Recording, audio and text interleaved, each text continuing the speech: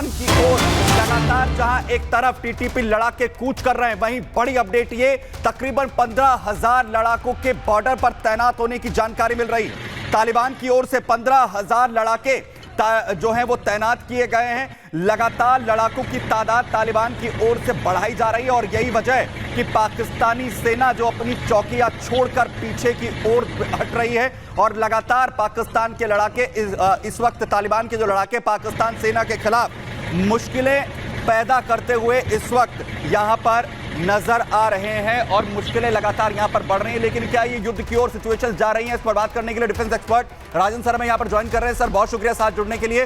Sir क्या ये युद्ध एक और शुरू हो रहा है पाकिस्तान अफगानिस्तान के बीच और क्या नासूर बन गया टीटी पाकिस्तान के लिए? पाकिस्तान की ये हालत देखकर ये शेर याद आता है, बर्बादी ये गुलिस्तान के लिए एक ही उल्लू काफी था, अंजाम गुलिस्तान क्या होगा, हर शाख पे उल्लू बैठा है। पाकिस्तान के अदाए जितने उनके ऑर्गेनाइजेशंस हैं, उनकी army, political leadership, religious leadership, हर जगह मेरे को उल्लू दिखाई दे रहे हैं और इस सारे का कारण पाकिस्तान खुद है। ये सारा उनका खुद का किराया हुआ है।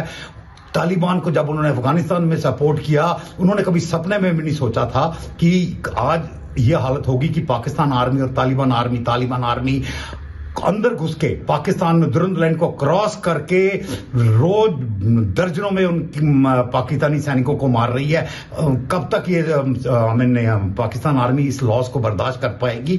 मेरे को तो ये पाकिस्तान के अंत की शुरुआत लगती है। ऑलरेडी वो बलूचिस्तान ऑलमोस्ट आजाद हो चुका है। टीटीपी ने वजीरिस्तान में और उस इलाके में पूरा कहर मचाया हुआ है। अब डायरेक्ट कन्फ्रंटेशन विद पाकिस्तान, मेरे को नहीं लगता पाकिस्तान इससे कभी उभर पाएगा। यानी जो तेजाब फैलाया था वो खुद को जला रहा है पाकिस्तान को। बहुत शुक्रिया सर हमारे साथ यहां पर जुड़ने के लिए। यानी पाकिस्तान की मुश्किलें बढ़ रही। वहीं आपको अब लिए चल रहा हूं मिडिल ईस्ट के अंदर, क्योंकि मिडिल ईस्ट में लगातार जिस तरीके के हालात हैं उसमें इस वक्त और ज्यादा सिचुएशन क्रिटिकल बनती हुई दिख रही है अब इजराइल के लिए, क्योंकि नेतन्याहू की तबीयत नासाज है और कहा यह जा रहा है कि उन्हें कैंसर है और इन हालात में उनकी इमरजेंसी सर्जरी करनी पड़ी इस वक्त। वहीं दूसरी तरफ जब ऑपरेशन का फैसला लिया गया तो नेतन्याहू जो इस वक्त मिडिल ईस्ट के वो तमाम दुश्मन देश जिनकी आंखों में खटक रहे हैं, तो बड़ा चैलेंज था इजराइल के लिए। तो अस्पताल को बंकर बना दिया गया और नेतन्याहू की आखिर कैसे सर्जरी यहां पर की गई और अब आखिर मिडिल ईस्ट में क्या होने जा रहा है आपको बताऊंगा।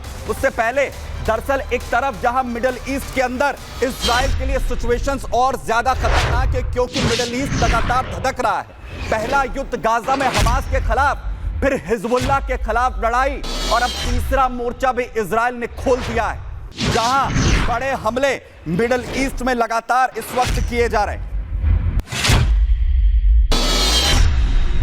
मिडिल ईस्ट जहां एक तरफ धधक रहा है, वहीं दूसरी तरफ हमले की शुरुआत यमन में कर दी गई है। यानी तीसरा युद्ध भी शुरू इस वक्त हो चुका है यमन में, क्योंकि बड़े हमले अब इजराइल लगातार यहां पर कर रहा है और वहीं दूसरी तरफ ये हालात जब इजराइल के लिए बहुत ज्यादा क्रिटिकल हैं, उस वक्त नेतन्याहू की तबीयत बिगड़ गई।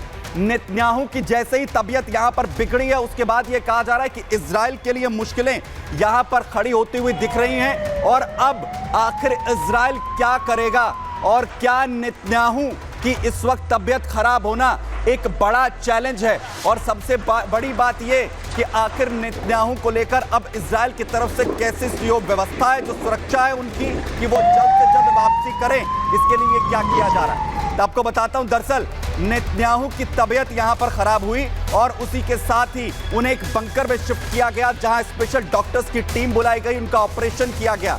लेकिन नेतन्याहू की सुरक्षा को लेकर अब कैसे इजराइल ने पूरी पुख्ता यहां सुरक्षा व्यवस्था की, आपको दिखा।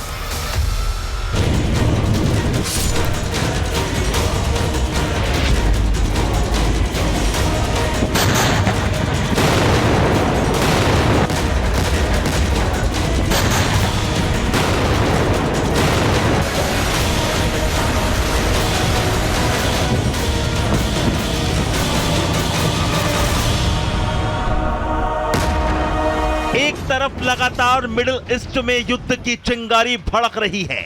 इजराइल ने हमास हिजबुल्लाह के बाद यमन के हूती विद्रोहियों के खिलाफ युद्ध का मोर्चा खोल दिया है। वहीं इजराइल के प्रधानमंत्री नेतन्याहू की तबीयत खराब बताई जा रही है। नेतन्याहू को प्रोस्टेट कैंसर की दिक्कत के बाद सर्जरी का दावा किया गया है, जिसके बाद नेतन्याहू की तबीयत खराब होना इजराइल के युद्ध कार्यक्रम को झटका माना जा रहा है, क्योंकि अभी तक इजराइल की तरफ से जो खतरनाक फैसले युद्ध के दौरान लिए गए हैं, उसमें नेतन्याहू ही सबसे बड़ा नाम रहे हैं। बताया जा रहा है कि नेतन्याहू की सर्जरी करीब 1 घंटे से भी ज्यादा देर तक चली और इसलिए जिस अस्पताल में उन्हें भर्ती करवाया गया था उसे बंकर में तब्दील कर दिया गया। खास डॉक्टर्स की टीम ने ऑपरेशन को अंजाम दिया, जिसके बाद नेतन्याहू को एक खास बंकर में रेस्ट करने के लिए शिफ्ट कर दिया गया है। इजराइल जानता है कि कैसे नेतन्याहू लगातार इजराइल के दुश्मनों की आंखों में खटकते हैं और इतने मुश्किल वक्त में उनकी तबीयत खराब होना इजराइल की मुश्किल बढ़ा सकता है और दुश्मनों को मौका दे सकता है। ऐसे में इजराइल नेतन्याहू की सुरक्षा को लेकर बहुत सतर्क है। वहीं नेतन्याहू अभी कुछ दिनों तक आराम करने वाले हैं, जिसके बाद वो फिर से वापसी करेंगे। लेकिन तब तक उनकी जगह कार्यवाहक के तौर पर न्याय मंत्री यारीव लेविन की जिम्मेदारी।